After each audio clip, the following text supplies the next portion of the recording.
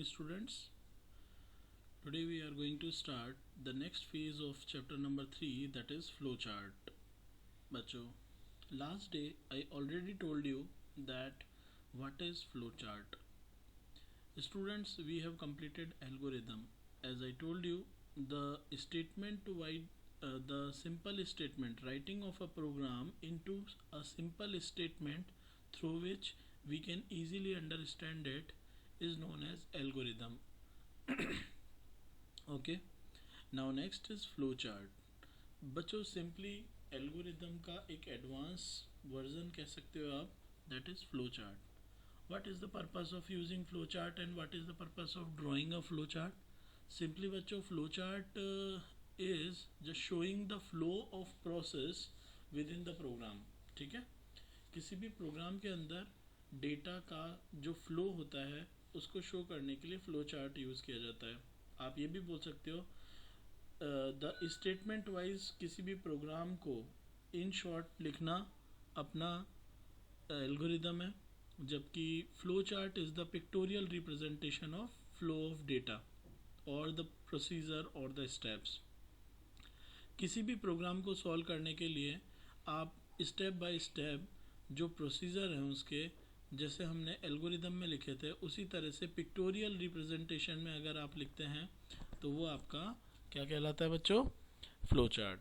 Okay, flow chart create करना बहुत ही सिंपल है बच्चों, but to remember flow chart create करने के लिए you must require some special boxes. Okay, जैसे आपको यहाँ पे दिख रहा होगा, सबसे पहले स्टार्ट वाला आप देखिए, स्टार्ट वाला बॉक्स आपका राउंडेड रेक्टेंगल बॉक्स है. राउंडेड रेक्टेंगल मीन्स उसके जो कॉर्नर्स हैं वो कॉर्नर से एज एंगुलर नहीं है, राउंडेड है. ओके, उसके बाद आपका input your age input box है ये.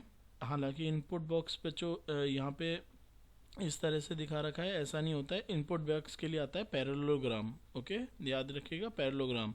ये तो यहाँ पे रेक्टेंगल दे रखा है, लेकिन you will use parallelogram for input box. ठीक है ना, उसके बाद दैट कंडीशन के लिए आता है बच्चों इस तरह का डायमंड बॉक्स, इसे बोलते हैं diamond box. Okay, now next processing बार के लिए आता है बच्चों रेक्टेंगल बॉक्स. ओके, रेक्टेंगल आता है बच्चों प्रोसेसिंग के लिए.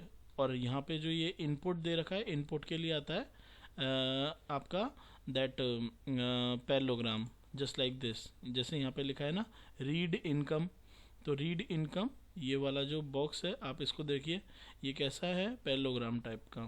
ठीक है, जबकि प्रोसेस, कोई भी प्रोसेस हो रही है तो उसके लिए रेक्टेंगल बॉक्स होता है. ओके, और प्रोग्राम को स्टॉप करने के लिए भी सेम राउंडेड रेक्टेंगल. अब देखिए बच्चों, लास्ट डे जो हमने प्रॉब्लम देखी थी दैट एज वाली, जिसमें we need to enter the particular age and accordingly we need to find that a particular person is eligible for voting or not. so उसका हमने कल एल्गोरिथम देखा था. अभी हम इसका फ्लो चार्ट बनाएंगे, तो गौर से देखिए. सबसे पहले बच्चों प्रोग्राम फ्लो चार्ट को स्टार्ट करने के लिए स्टार्ट रेक्टेंगुलर बॉक्स आता है, और वो भी कौन सा? Rounded rectangle. तो मैंने राउंडेड रेक्टेंगल में क्या लिखा? स्टार्ट. उसके बाद यहाँ पे मैंने आपको बता ही दिया बच्चों, इनपुट योर एज लिखा हुआ है, इसकी जगह पर क्या आएगा बच्चों? That parallelogram. क्योंकि इनपुट देने के लिए जब भी आप डेटा के इनपुट देते हैं प्रोग्राम में तो उसको पैरेललोग्राम से शो करते हैं. तो यहाँ पे पैरेललोग्राम आ जाएगा, इनपुट योर एज. नाउ आपका जो आपने जो इनपुट करी है एज, उसके बाद कंडीशन चेक हो रही है. तो कंडीशन के लिए कौन सा होता है बच्चों? Diamond box. तो डायमंड बॉक्स के अंदर हमने कंडीशन लिख दी, if age is greater than और equal to 18 and question mark. अब गौर से देखिए, ये कंडीशन अगर ट्रू है मींस कंडीशन ही अगर यस है तो फ्लो लाइंस इस तरह से आई, और फ्लो लाइन में क्या होगा? एक स्टेटमेंट एग्जीक्यूट हो रहा है जो कि एक पर्टिकुलर प्रोसेस है. तो प्रोसेस को शो करने के लिए कौन सा बॉक्स होता है बच्चों? Rectangle box. तो रेक्टेंगल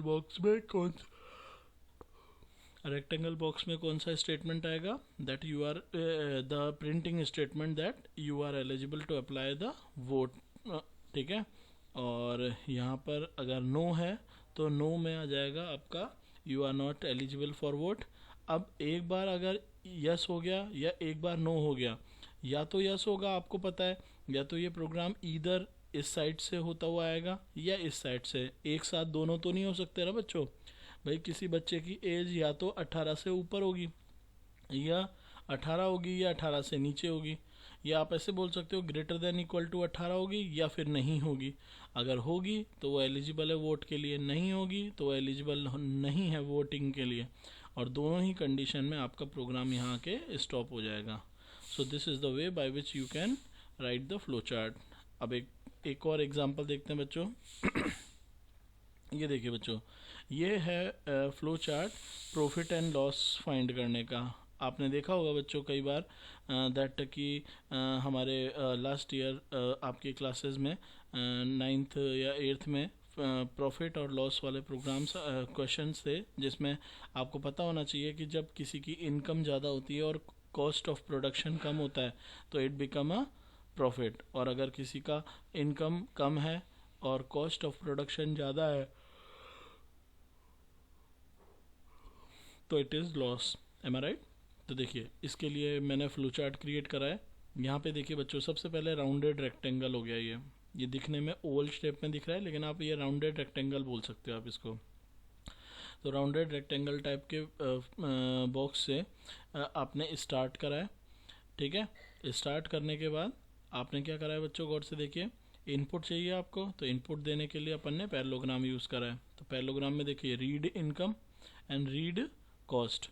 तो देखो आप चाहो तो इसको एक ही बॉक्स में भी लिख सकते हो बेटा, रीड इनकम कॉमा कॉस्ट, लेकिन आप चाहो तो दो अलग अलग स्टेप में भी लिख सकते हो। तो सबसे पहले प्रोग्राम स्टार्ट हुआ, स्टार्ट होने के बाद हमने उसकी इनकम यूज़र से इनपुट करवाई, उसके बाद कॉस्ट को यूज़र से इनपुट कराया। उसके बाद गौर से देखिए एक कंडीशन आ जाएगी। कंडीशन क्या होगी? If income is greater than equal to cost, if income value is greater than equal to cost, अगर ये कंडीशन ट्रू है तो ट्रू होगा तो क्या होगा? प्रॉफिट कैलकुलेट होगा। कैसे कैलकुलेट होगा? इनकम माइनस कॉस्ट, यानी इस जगह पे क्या प्रोसेस होनी चाहिए? Profit is equal to income minus cost, और प्रिंट हो जाए हमारा प्रॉफिट और प्रोग्राम क्या हो जाए? एंड। ओके बच्चों। लेकिन सपोज करो अगर income is not greater than equal to cost, means या ये जो कंडीशन है income greater than equal to cost, ये अगर फॉल्स हो जाती है तो फॉल्स होने का मतलब हो गया the condition is giving you the false situation. So false situation मतलब कॉस्ट ज़्यादा है, इनकम कम है, in such situation loss will be there. So loss will be calculated here as loss equal to cost minus income. And अगर एक बार loss आपका calculate हो जाता है तो वो प्रिंट हो जाए और प्रोग्राम एंड हो जाए।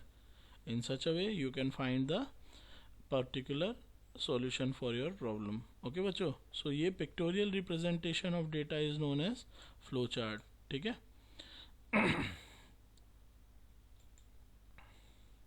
नाउ नेक्स्ट देखते हैं बच्चों, डू रिमेंबर फ्लो चार्ट जो होते हैं बच्चों वो हम हमारे प्रोग्राम को सिंपल बनाने के लिए बनाते हैं, ठीक है। प्रोग्राम को आसानी से समझ में आ जाए, ठीक है। सबसे पहले किसी भी प्रोग्राम की हम एल्गोरिदम क्रिएट करते हैं।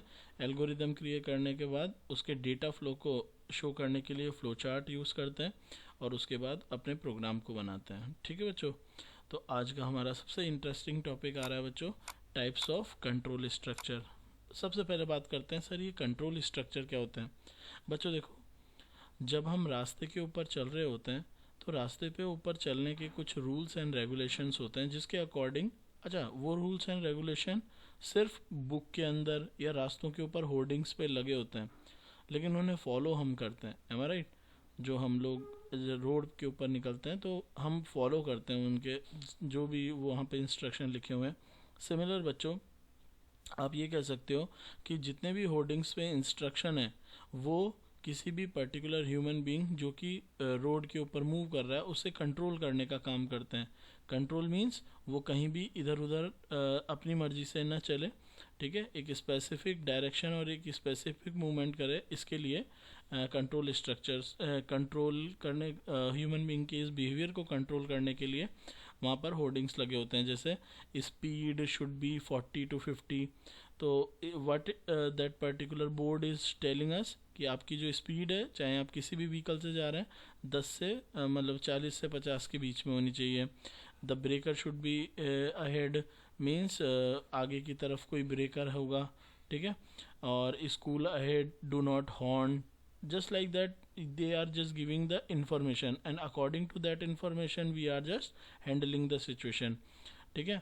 तो बच्चों उसी तरह से हमारे प्रोग्रामिंग के अंदर भी प्रोग्राम के एग्जीक्यूशन के कुछ पर्टिकुलर स्ट्रक्चर है जिसमें हम हमारे प्रोग्राम को क्रिएट करते हैं. और ये बेसिकली 3 टाइप के स्ट्रक्चर हैं: सीक्वेंशियल स्टेटमेंट, कंडीशनल स्टेटमेंट और इटरेटिव स्टेटमेंट, ठीक है. बच्चों इनमें से हमने सीक्वेंशियल स्टेटमेंट के प्रोग्राम बना रखे हैं. सबसे पहले बात करते हैं sequential instruction construction of programs. बच्चों sequential statements of program are those program in which one statement is being executed and then their consecutive या देन दियर अपकमिंग. जो कॉन्जिक्यूटिव स्टेटमेंट होता है वो बिल्कुल लीनियर वे में एग्जीक्यूट होता है, ठीक है. कभी भी कोई एक स्टेटमेंट दूसरे स्टेटमेंट को स्किप नहीं करता. Okay, such kind of statement execution is known as sequential statements. Okay, जैसे आप यहाँ पे देख रहे हैं बच्चों, ये एक प्रोग्राम है जिसके अंदर हमने लेंथ ऑफ रेक्टेंगल लिया है, लेंथ ब्रेथ ऑफ रेक्टेंगल लिया है, फिर उसका एरिया कैलकुलेट करा है और एरिया को प्रिंट करा है. तो आप देखिएगा बच्चों, यहाँ पे सबसे पहले लेंथ वेरिएबल की वैल्यू को गेट किया जाएगा, फर्स्ट लाइन एग्जीक्यूट होगी, देन ब्रेथ वैल्यू को एग्जीक्यूट किया जाएगा, ब्रेथ को यूज़र से इनपुट लिया जाएगा, सेकेंड लाइन एग्जीक्यूट हुई, देन थर्ड लाइन एग्जीक्यूट हुई, their calc area, and then it will be printed. So जितने भी स्टेटमेंट ऑफ प्रोग्राम्स थे बेटे वो 1 बाय 1 एग्जीक्यूट हुए, ठीक है. किसी भी एक ने दूसरे को ओवरलैप नहीं करा, किसी एक ने दूसरे को स्किप भी नहीं करा. सच काइंड ऑफ प्रोसीजर और execution of program is known as sequential statement. Okay बच्चों, ये हमने प्रोग्राम क्रिएट कर रखे हैं, ठीक है. कंडीशनल और इटरेटिव स्टेटमेंट हम नेक्स्ट क्लास में डिस्कस करेंगे. Thank you.